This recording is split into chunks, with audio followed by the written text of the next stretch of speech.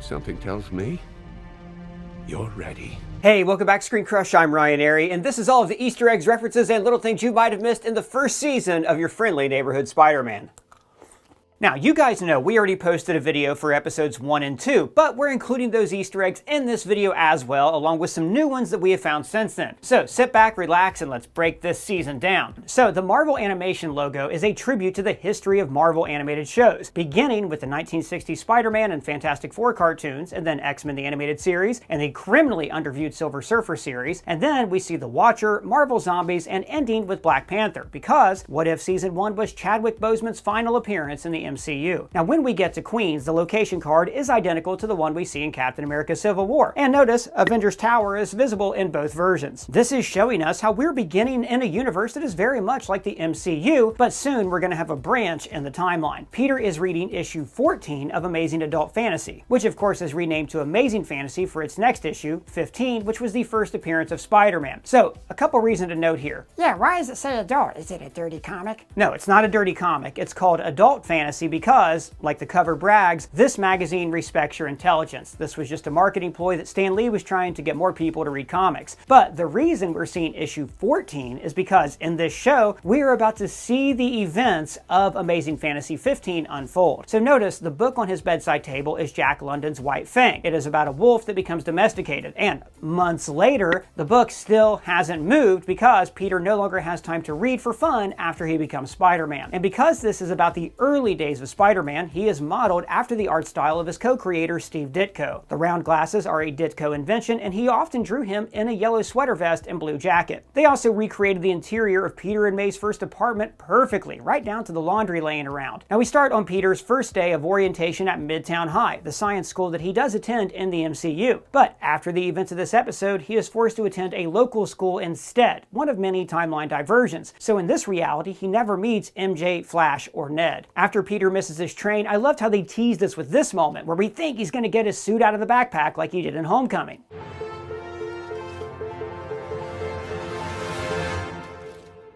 Ugh.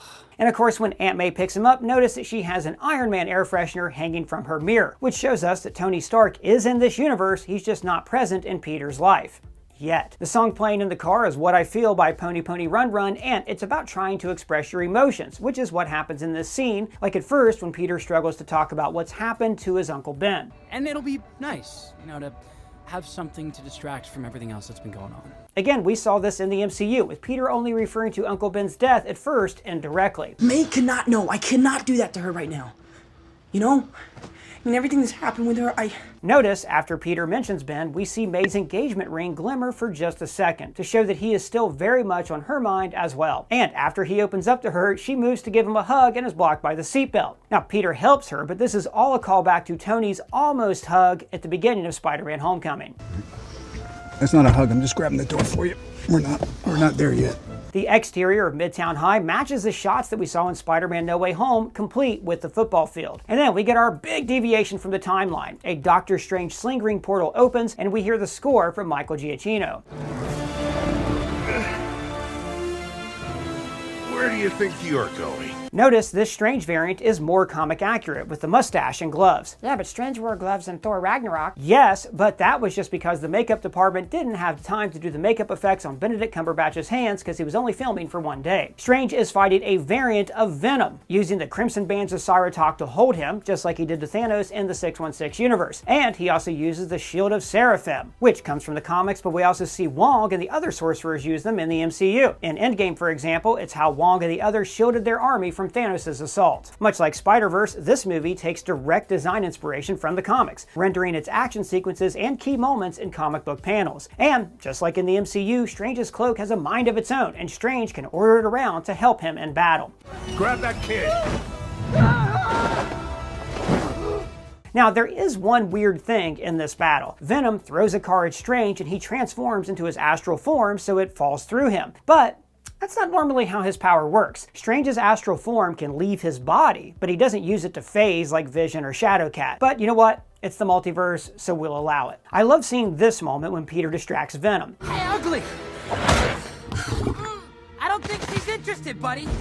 Much like Steve Rogers jumping on the grenade in First Avenger, it shows how it doesn't take superpowers to make you a hero. And this is where we meet Nico Minoru, who is a great character that we are very excited to see in this show. Who is she? Well, in the comics, she was a member of the Runaways, a group of mostly superpowered teenagers who find out that their parents are secretly supervillains. Its first run is one of my all-time favorite Marvel comics. Long story short, Nico's parents are dark wizards, and she inherits their abilities after absorbing an evil staff into her chest. She's also one of Marvel's best-written LGBTQ characters, which we get hints of in episodes 1 and 2. After Peter's bitten, we get the opening credits, which start as a remix of the classic 1960s cartoon theme.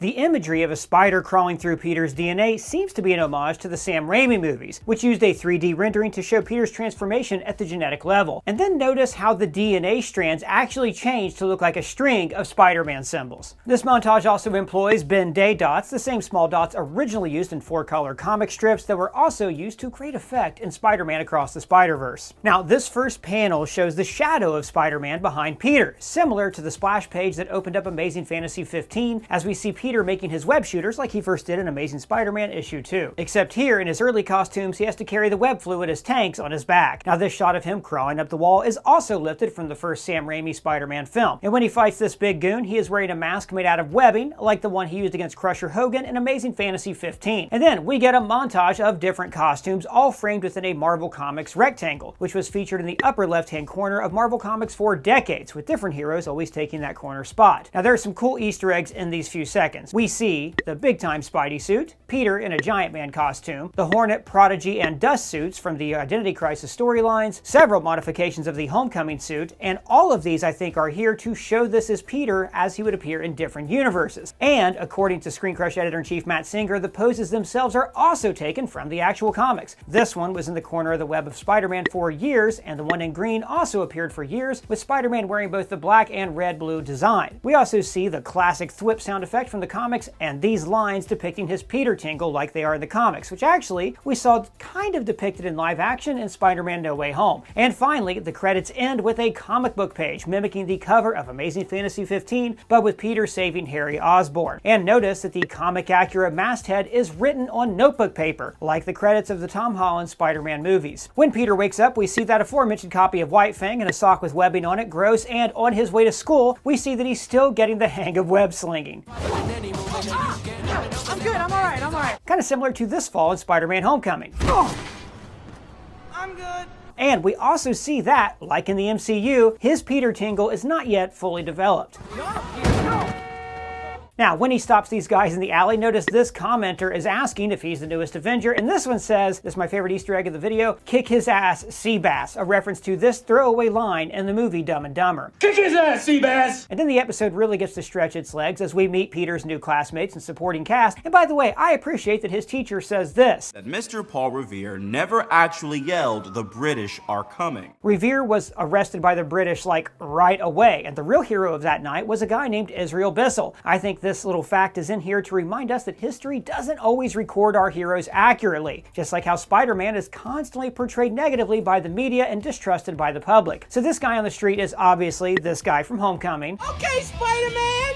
Don't flip! Who also popped up on a bus in Shang-Chi and now is a regular on the show Severance. We also see the cop car reads PDNY, just like it does in Miles Morales' universe instead of NYPD like it is in the MCU and our universe. And how cool was this POV webbing shot? Very similar to this very early CG Arrow POV shot from Robin Hood, Prince of Thieves. His high school mascot is the Ravens, which is probably named after the Edgar Allan Poe poem, just like the professional NFL team. That team, like Edgar Allan Poe, are from Baltimore. And in Peter's classroom, we see a poster that tells the kids to not be afraid to fail, be afraid to not try, which of course seems like a play on this. Somehow Palpatine returned. Peter's crush Pearl is dating a guy named Lonnie Lincoln, who in the comics becomes the villain Tombstone. He is an albino African-American who was exposed to a gas that gave him superhuman durability and strength. Now we see that he has a really tough commute all the way up to 125th, the same street where the Hulk fought the Abomination in The Incredible Hulk. Now my favorite scene in the episode was Peter just giving this poor woman a shot, showing that he is truly a friendly neighborhood Spider-Man. Hey, it's okay. It's okay. You made a mistake. Just Please don't make me regret this. And then we start to align briefly with the MCU timeline. He finds a DVD player in a dumpster, just like the one he carried into his apartment in Civil War. Outside, he takes a selfie with the car, which is very similar to the selfie poses that Peter and Miles take in the recent Sony Spider-Man games. And the shots of him arriving home are nearly identical to his reveal in the MCU, except this time, instead of Tony Stark on the couch with Aunt May, it's Norman Osborn. He is drawn just like how John Romita drew him when he penciled the Amazing Spider-Man back in the 60s and 70s. And I also like that in the credits, we do get to see alternate sketches for Peter Parker, where he has comic-accurate hair. On to episode 2. After the opening credits, we end on a different cover, this one of Peter pulling down his mask with Oscorp headquarters looming in the background. So this is foreshadowing how, at the end of the episode, he will be fully unmasked inside of Oscorp, and how Norman is actually a secret threat looming over him in this episode. Also, not for nothing, but the S in Oscorp is drawn like those S's that we all used to doodle in school. Now, Tony Stark did not recruit Peter because he was a scientist. The Stark internship was just a cover, and Tony wanted him for his super abilities, at least at first. Now, it seems like Norman wants him for his brains, like he says. You're already excelling at advanced junior and senior level science courses. That shows promise.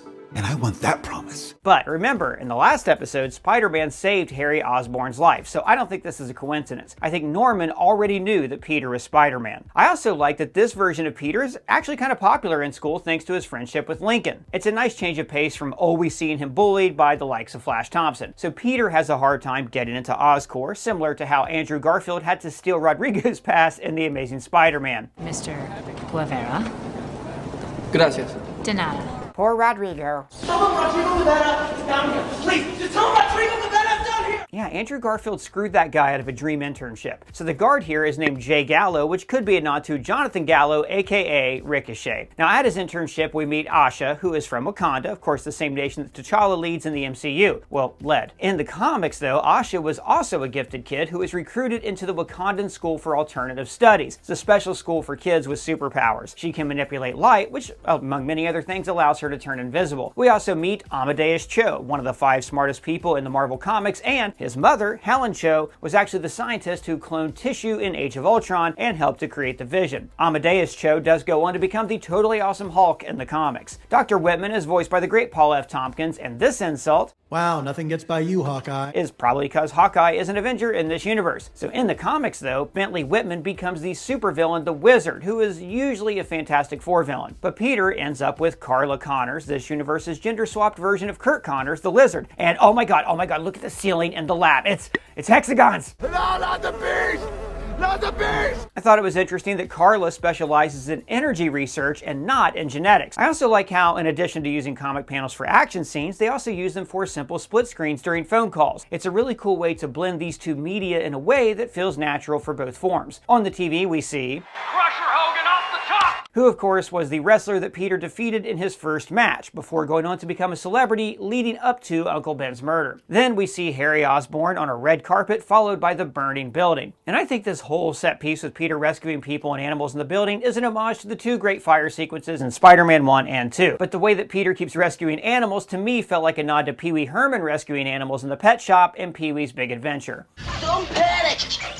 No pushing, no shoving! The fire is set by a professional arsonist named Butane, who is technically in the comics, but he's more of like a Z-list metahuman, whereas this guy is more of an imitation of the Batman villain Firefly. Peter calls this animal Good Spider Dog! which, come on, has to remind you of this. Spider Pig does whatever a Spider Pig does. After he stops Butane, Peter finally gets an audience with Norman Osborn. Now notice how in the hallway we see a photo of him meeting Captain America, and Cap's uniform looks like a cross between the spangly outfit he wore in the Avengers and the more practical suit that he wore during Age of Ultron. And this might also be Norman meeting with Nelson Mandela. It's kind of hard to tell. Guys, watching this show's been so much fun every week because it reminds me of watching original Spider-Man cartoons from when I was a kid. So now I've made it a tradition to sit in front of the TV with a big bowl of cereal just to watch this show. You know, like an old school Saturday morning cartoon. But person, I told you can't eat those nasty sugary cereals. Ah, but Doug, this is a bowl of Magic Spoon cereal that tastes exactly like all those cereals from my childhood, but contains 13 to 14 grams of protein, 0 sugar, and 4 to 5 grams of net carbs in each serving. And it's from Magic Spoon, the sponsor of this video. Magic Spoon is one of my all-time favorite sponsors on the channel because they have such a wide variety of cereals to choose from. Chocolate, fruity, blueberry muffin, cinnamon toast, and a lot more. But now they also have Magic Spoon treats with 11 to 12 grams of protein, 1 gram of sugar, and 1 to 2 grams of net carbs. Perfect for busy days when I just gotta have a quick snack. But what's that?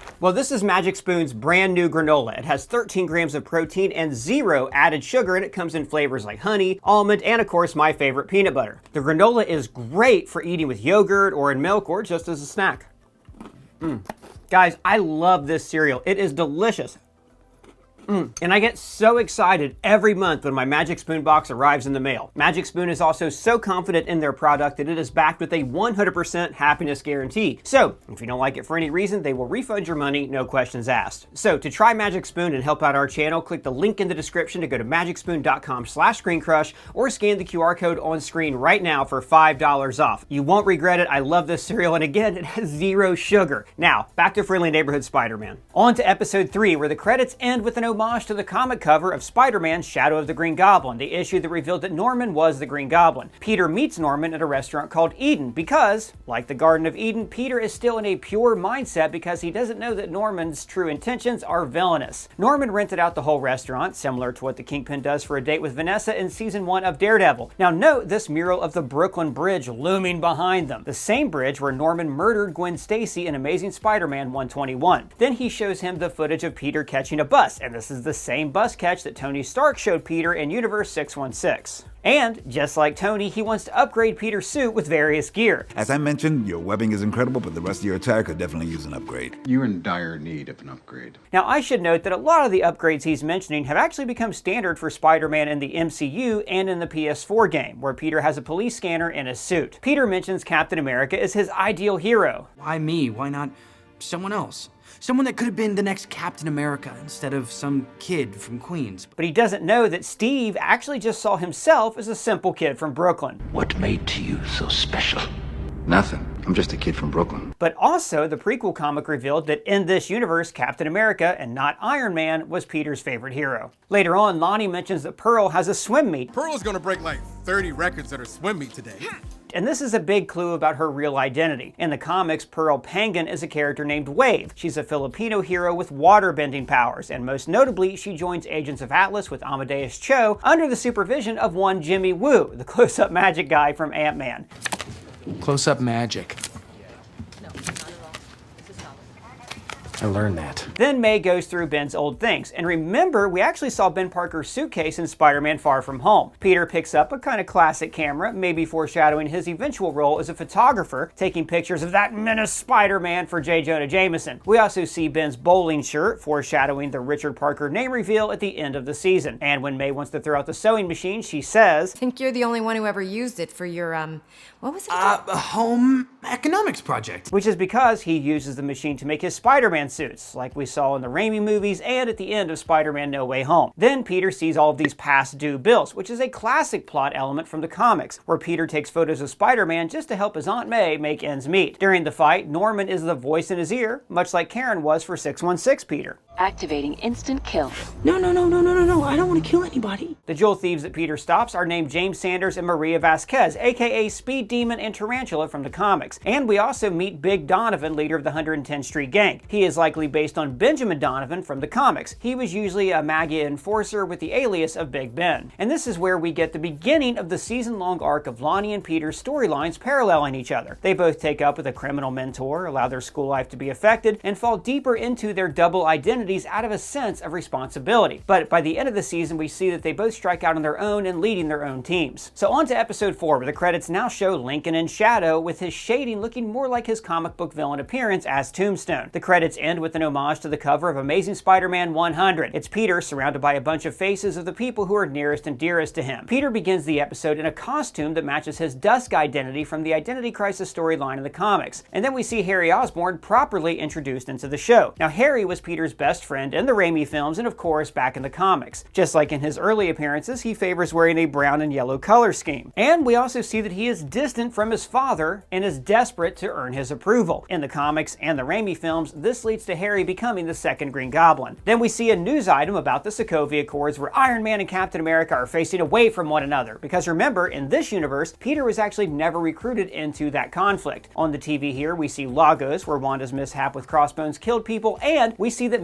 Midtown High is still shuttered after Doctor Strange's fight there in episode 1. There's also a reference to the Hulk's rampage in Johannesburg that we saw in Avengers Age of Ultron. Although the newscast does mention the Avengers also stopped an alien invasion. Now all of this is to let us know that events in this universe are similar to the MCU, but it also helps us to understand just how distant the lives of superheroes are from these ordinary people. Back at the hideout, we hear, "The burritos are out of this world. Man, it's like they fell out of a hole in the sky." Which is a clear reference to the Battle of New York, when out-of-this-world invaders came out of a hole in the sky. And then we get a glimpse of Peter's sketchbook with his comic-accurate costume. We see artwork here that is an homage to the great Spider-Man artists Steve Ditko, John Romita, Todd McFarlane, and Mark Bagley. We also see designs for his movable electronic eyes that we first saw in Captain America Civil War, and comic-accurate web shooters and the classic web wings that we finally saw in Spider-Man Far From Home. Norman leaves him with the suit inside of a briefcase, not unlike the case that Happy Hogan left for Peter in Homecoming's opening flashback. So the design of Peter's cape immediately backfires, reminding us all of this one central rule of costuming. No capes! And the muggers mock him with comparisons to Thor. All I'm hearing is,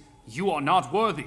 All of Norman's suits are based on designs from the Identity Crisis storyline from the comics, when Peter was forced to assume 4 different superhero identities. The scary all-black suit is the Dusk suit, the one with the cape was called Prodigy, and the one where he flies around and Norman adds stingers was the Hornet. In hindsight, we know that Norman was only doing this to see if he could create his own army of Spider-Men that didn't necessarily depend on having powers. And then we meet the gang, the Scorpions, led by Mac Gargan. Now Gargan was of course in Spider-Man Homecoming, where we saw he had a scorpion tattoo, hopefully setting up a future return as that villain. Now the other leader of the gang is named Carmilla Black, who was the second Scorpion in the comics. So Norman ends up making him a suit based on his future Foundation costume from the comics when Peter joined the Fantastic Four. Then we meet the Russian gang, and the woman here is Mia Masaryk, a gender swap version of Milo Masaryk, who becomes the Unicorn in the comics. Mikhail also looks just like the Rhino does in the comics, but get this, Mikhail was also the name of the Rhino's father in the books. Note the spider web tattoos on his hands, which signify that he has spent time in a Russian prison, trapped in their web, so to speak. And in this scene, we also hear mention of the tracksuit mafia that we saw in the show Hawkeye. If we wasted time prepping your plan, Dimitri, the tracksuits would have hit that stash house first. And of course, this guy will go on to become the Chameleon in a later episode. So we end with the reveal of the comic-accurate Doc Ock, who, like Norman Osborn, does not exist in the 616 movie universe. But in this universe, the two of them do have an adversarial relationship, just like they do in the PS4 game. You could never accept that I'm better than you. You're a failure, Otto! On to episode 5, where Doc Ock begins by ranting how jealous he is of the MCU super geniuses. My name should be held in higher regard than Stark, Banner, Osborn. Now his assistant is Vincent Patillo, who becomes the villain Leapfrog in the comics, and we also saw a version of this villain in the show She-Hulk. Harry offers to be Peter's dude at the desk, just like how Ned offered to be his guy in the chair. Later, they bond over the color scheme of their mutual favorite hero, Captain America, and they mention how now he's a fugitive from the law. I thought everyone was turning on him now.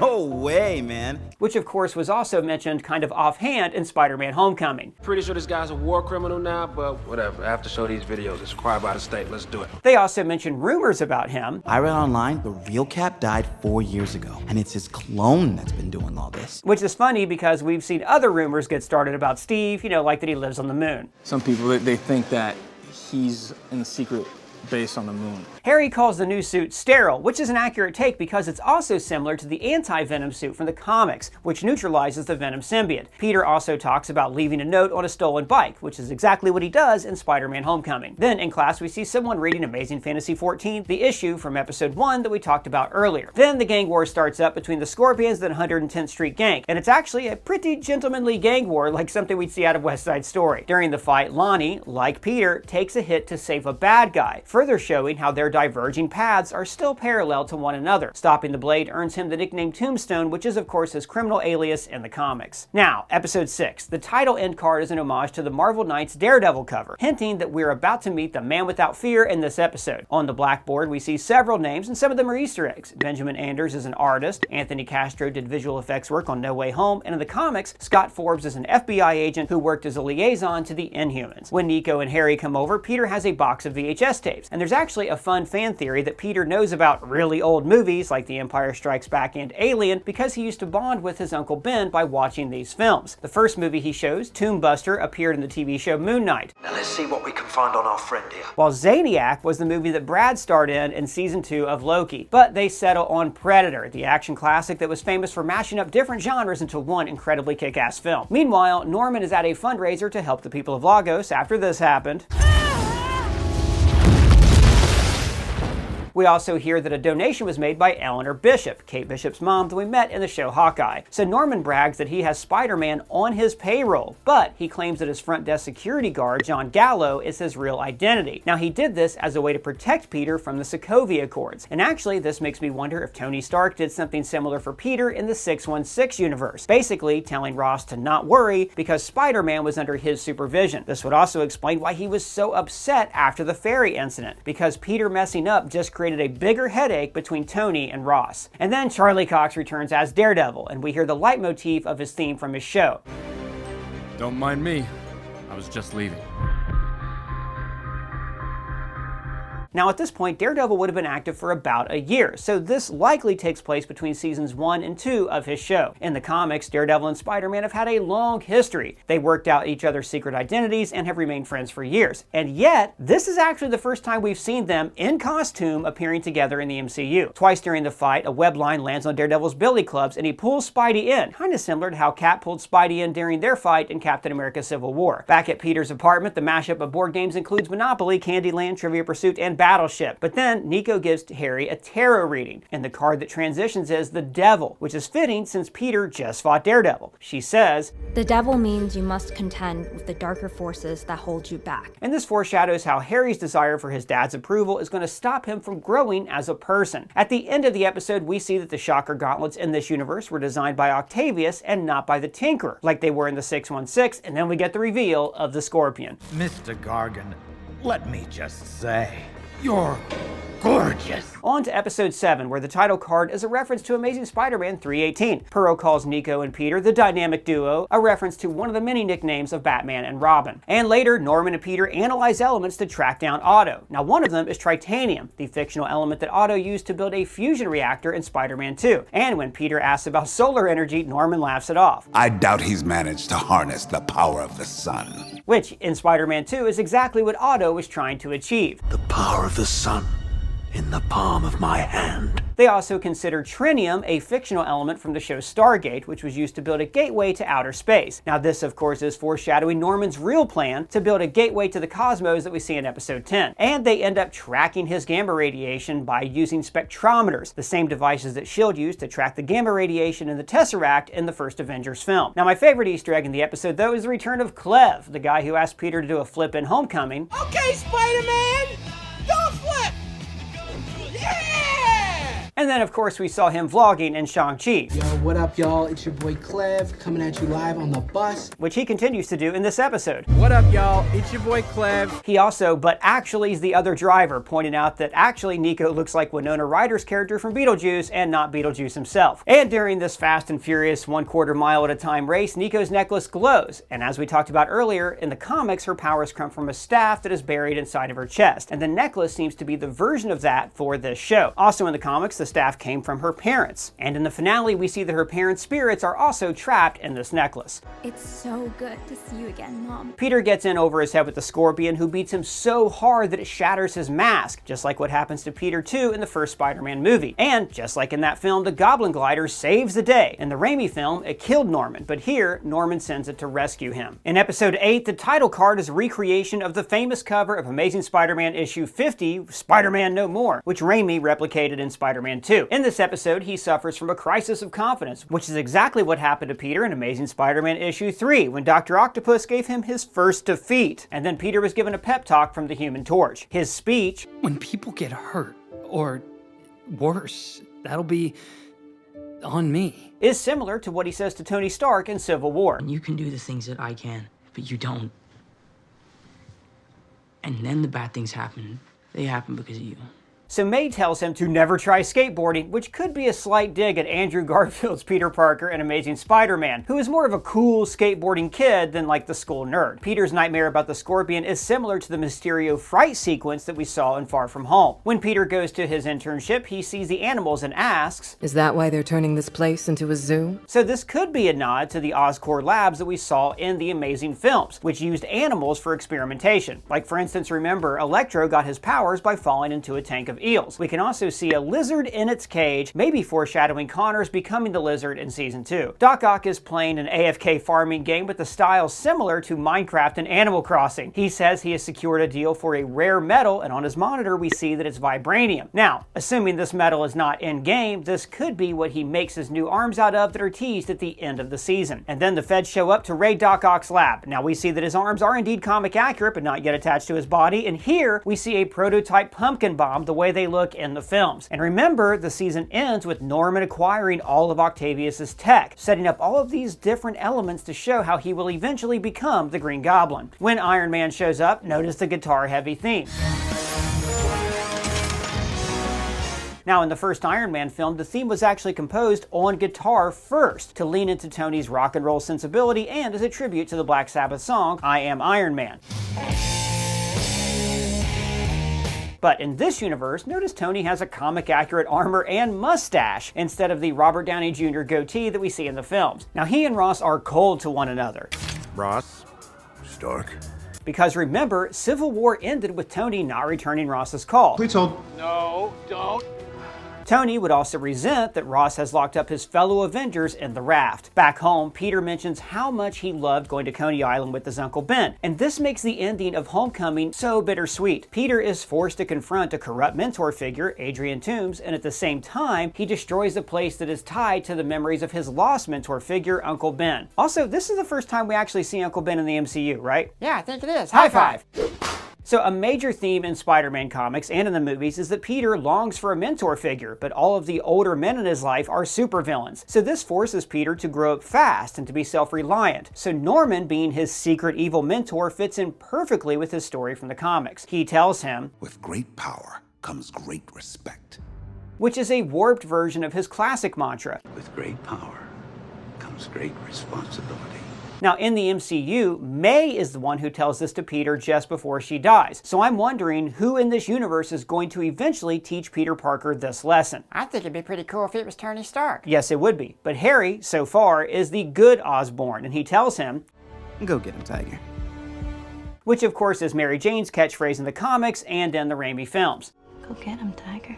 Meanwhile, Big Don wants to level the playing field by getting powers for his boys, and this is actually what Commissioner Gordon asked about at the end of Batman Begins. What about escalation? We also saw this in Spider-Man Homecoming, with criminals paying the Tinkerer and Toomes for gear that would give them an edge against superheroes. In Episode 9, the title card is a reference to issue 215 of Spectacular Spider-Man. The major difference here is the cloth on Scorpion's tail is from Lonnie's jacket, foreshadowing the fight that we see in this episode. Also, the comic cover reads, "The issue Spidey crosses the line you never thought he would," which is also foreshadowing how Peter almost kills the Scorpion in this episode before Lonnie stops him. Otto is in jail reading a copy of the Sokovia Accords with the same cover that we saw in Captain America Civil War. So Norman's vendetta against Otto is purely for personal reasons. He embarrassed him. Please, for once, just try to be gracious in your defeat.